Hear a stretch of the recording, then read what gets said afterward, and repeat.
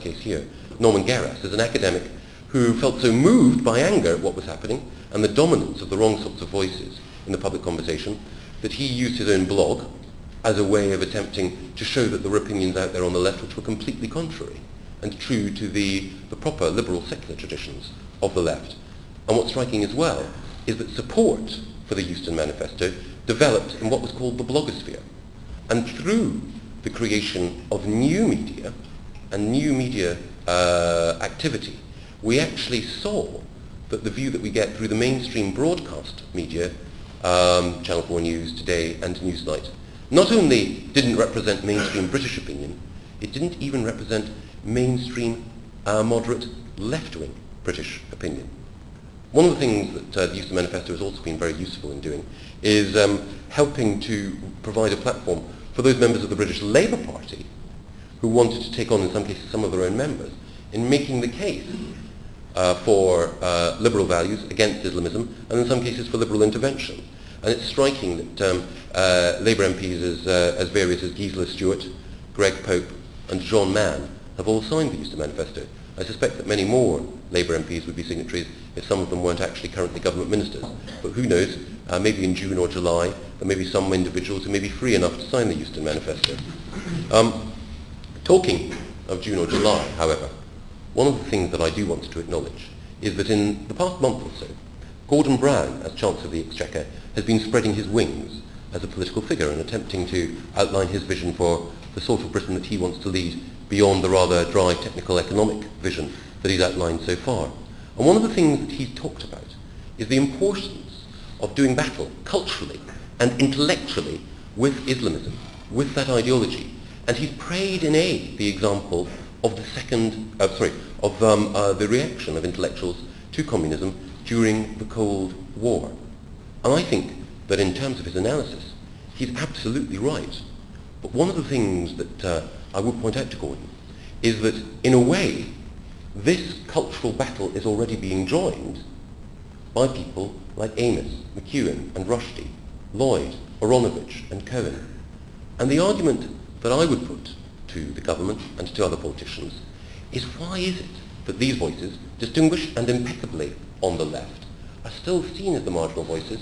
Why aren't they championed, quoted, prayed in aid and lauded? More than that, there's a particular challenge that any future government should face.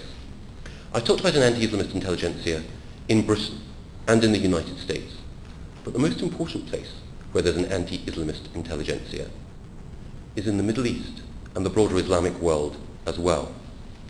If one looks at the example of people like Shirin Ebadi, if one looks at the example of Iranian journalists and academics who've been jailed for daring to speak out against the Islamist regime in Iran, one of the questions that I would ask is, when was the last time that any British politician or foreign minister raised their names and their plights in the way in which during the 1980s we regularly used to invoke the name and raise the plight of people like Natan Sharansky and Václav Havel?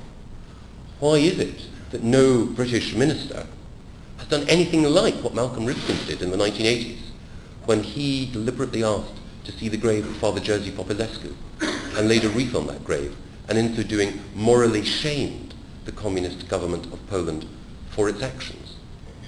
Why is it that we haven't seen any British minister or politician challenge the Egyptian government to ask what it's been doing when it's attempted to silence voices of liberalism in that country? There are a number of figures, many of them quoted in this superb book, The Long War for Freedom, by Barry Rubin, The Arab Struggle for Democracy in the Middle East.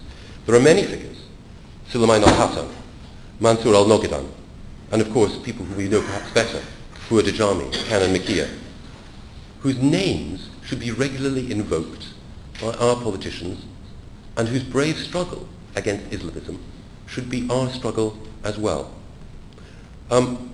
Two final figures that I'll mention.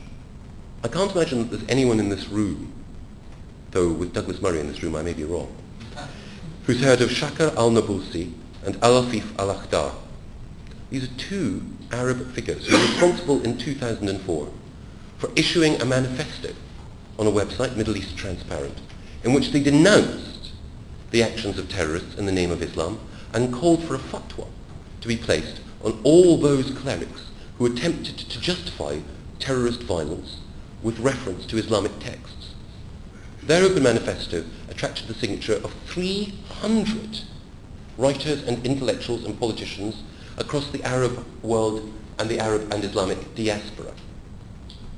But we have heard nothing about that effort from any Western politician. The position, I know, of liberals in Arab and Islamist countries is pretty bleak. But it's all the bleaker when those in this country who have the power to speak, a power which is often denied those in Arab and Islamic countries, don't raise their voices and use their intellectual weight to cry freedom. Thank you very much.